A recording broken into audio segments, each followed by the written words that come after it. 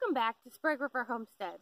Today we're going to be talking about my favorite 5 plants that I'm growing in terms of growth rate and versatility.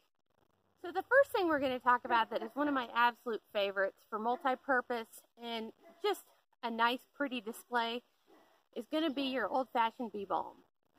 So bee balm actually has a number of uses. You can make teas and different things out of it. It is considered a medicinal herb, but it's also a good pollinator.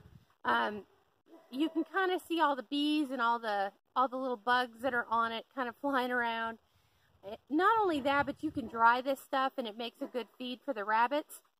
So I kind of like it because we can do a number of things with it and it's good for the bees. So the next thing we're going to talk about is mint. So you can kind of see this is some peppermint that I have. I also grow orange mint, chocolate mint, ginger mint, pineapple mint, cat mint, you name it. If I can find it in the store, I'm probably growing it. Mint is really super versatile. We don't have the problem with it being super invasive here just because our climate is so dry. So it does stay to the beds pretty well. Some of that is because, of course, we fertilize and use compost in our beds. So it's a nice rich environment, which mint likes a lot.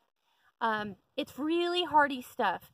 It comes back here year after year. Doesn't matter how cold we get. We've gone 30 below and it still comes back. Some varieties a little bit more finicky than others, like some of your pineapple mint. It doesn't take a freeze to that degree quite so well. The thing I like about mint, other than the fact that I plant it and pretty much forget it unless I need to harvest it, is that you can do so much with it. So you can do a lot of medicinal stuff with it. I grow it, dry it, and use it for teas. We also will make some extracts for baking and that kind of thing.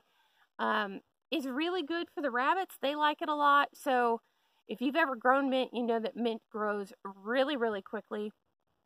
So I cut mine back 5 and 6 times a year. And when I don't need any more for tea, because you can really only drink so much tea, I go ahead and dry it and use it for the rabbits. They love it. You can also dry it and use it for potpourri, just all sorts of stuff. It makes a nice freshener herb to put in your nest boxes, whether that's for chickens or in your drop pans for your rabbits. So it's a really good multi-purpose herb. Like I said, super easy to grow. If you're in an area where you have rich soil, you're best off keeping mint in a pot because it will take off. It just kind of does its own thing there. So next on my list is going to be corn, which if you've watched any of our other videos where we talk about the garden, then you know that I have a real love-hate relationship with corn. I have never successfully harvested an ear of corn ever. This year things are looking up though. It's looking pretty positive. You can kind of see behind me the corn is looking great. Despite getting frosted and frozen a little bit, it's rallied. It's starting to put out the little top pieces and starting to actually tassel in places. So fingers crossed that we're actually going to get some corn. Like I said, it's looking really good. Really amazing stuff. We used a, I want to say it's a jeweled sweet corn this year, which is a little different than anything I've tried in the past. And by golly, if this actually works, this will be what I grow from here on out. But one of the reasons it's my favorite is because if it doesn't grow, if I don't get any corn out of it whatsoever, it makes great goat feed. That's usually what happens to our corn every year.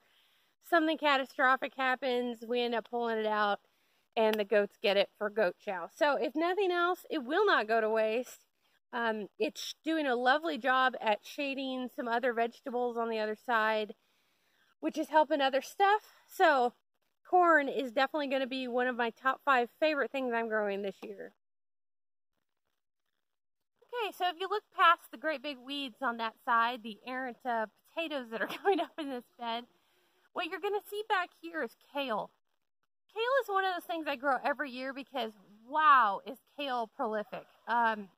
You know, I've had kale plants that by the end of August are about 2 feet tall. This stuff I've been really good about keeping trimmed back. The nice thing about kale is it's such a versatile vegetable. I know people either love it or hate it.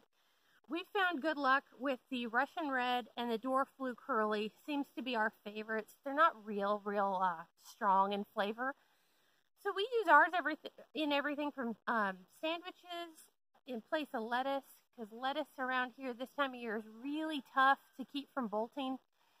So our kale goes ahead and takes the place of lettuce. We add it into salads, stir fries. I'll add it into scrambled eggs. It's a really versatile vegetable. It grows super fast. Now you can kind of see how big some of this stuff is, and I just harvested 3 days ago. Grows crazy. We go ahead and we dry a lot of kale for the rabbits for winter feeding. They get quite a bit of kale fresh. We've actually got some pots of kale growing on the front of the rabbit barns because it's just a good little quick, I can pick some off and give it to a rabbit that's maybe not eating real well. And the goats like it, which is always a plus. I'm probably going to, as we get a little later into the year, I'll probably be drying some of it to put it away for our own storage. I don't really like the whole blanching and freezing process for a lot of my greens. I don't really like the whole soft, soggy texture. Not really for me, but drying it so that we can add it to soups and casseroles and that sort of thing is just fine with me. So that's probably something I'm going to be doing. So if you're not growing kale, you really ought to consider it. It's a vitamin powerhouse, and it can be a super versatile vegetable. And what I'm finding is, we get aphids and other things in some of the plants that'll leave holes. Nothing bothers kale. It's super drought tolerant. It takes at least a good frost. Some of it'll even go all the way to a freeze. So it's definitely one of my favorite things that I'm growing, not only this year, but every year. So the last on my top 5 list of things that I'm growing this year that I really like is probably going to be chard. Now, I actually grow a couple of different kinds of chard, and I've got it all over the place. This is out in the greenhouse dome, which of course still doesn't have its cover. I've got a whole bunch that was back in that bed near the kale, and I've just got it all over the place. The reason I love chard so much, I like to use it in a bunch of different stuff. That's another thing we chop up and we use in stir fries, and we use it in scrambled eggs. We use it on sandwiches. We put it in just about anything. Super versatile vegetable. Grows like crazy. I just harvested out of this 2 days ago, and it looks like I'm ready for another good harvest again. This I think is, I want to say it's a lucellus. So if I let it grow, I've actually gotten leaves that long out of it. Beautiful stuff. Grows super fast. Super versatile. Like I said, we use it for a whole bunch of stuff. But the big thing is we harvest a lot of it and dry it for the rabbits for winter feeding. They get a lot of it straight out of the garden. You do have to watch chard. It's not a vegetable that rabbits can have every day because of the acids that are in it. But I dry it into a big bin of other stuff, mix it in, feed it with hay, and it doesn't become an issue. Chickens like it because it's a very soft leaf compared to kale, which is a little bit more cabbagey in texture. This stuff reminds you a little bit more of lettuce, so it's very, it's very soft leafed. It's got a high moisture content in it, so the chickens will eat it, which is great. Goats love it. I come in with a bucket of it, and you almost can't get it to the feeder. So it's a good vegetable to have to, defray some of your feeding costs for your livestock. So chard, definitely one of my top 5s.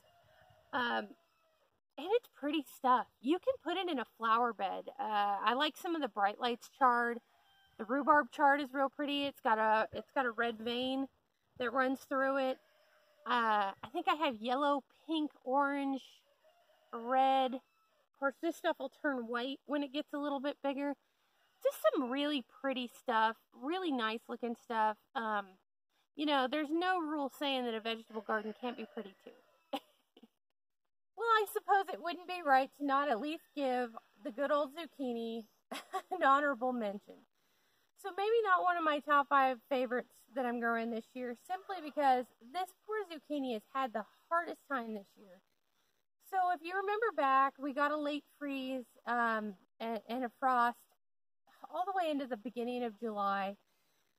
It had been coming on pretty good and had kind of croaked off, and I wasn't real optimistic. Well, then it started to rally, because if you've grown zucchini, you know it's actually amazingly tough stuff once it gets started. So it started to rally, started to look really, really good, and we got ground squirrels in here that completely obliterated it. I was down to just a few little stalks sticking out of the ground, and I figured that was it for me for zucchini this year. It really wasn't looking very good. Well, surprisingly enough, she's turned around. We've got lots of blossoms. I've actually got, keep your fingers crossed for me, I've got about 4 or 5 baby zucchini starting to finally form. I know it's August and it's pretty late, but I feel pretty optimistic that we're going to get something out of it. So even though maybe not one of my top 5 favorites, got to give the old zucchini at least some props for holding in there and trying to make a good old-fashioned comeback. So that's it this week on Sprague Homestead for the top 5 vegetables and herbs that I am really excited about growing this year. You know, this list will change from year to year, because sometimes things go really well here, sometimes they don't. Last year, tomatoes were like the bomb. This year, it was a bomb. So, you know, that's kind of the joy of gardening. Things kind of come and go. Our potatoes look good, but our potatoes always look pretty good here. You know, some things have been successes, some things have been failures. That's kind of the joy of gardening. So we will see you next week on your Top 5 Tuesday. We actually are filming a whole bunch of them this week, so we're going to have several Tuesdays coming up. And in the meantime, happy homesteading, and we'll see you next time.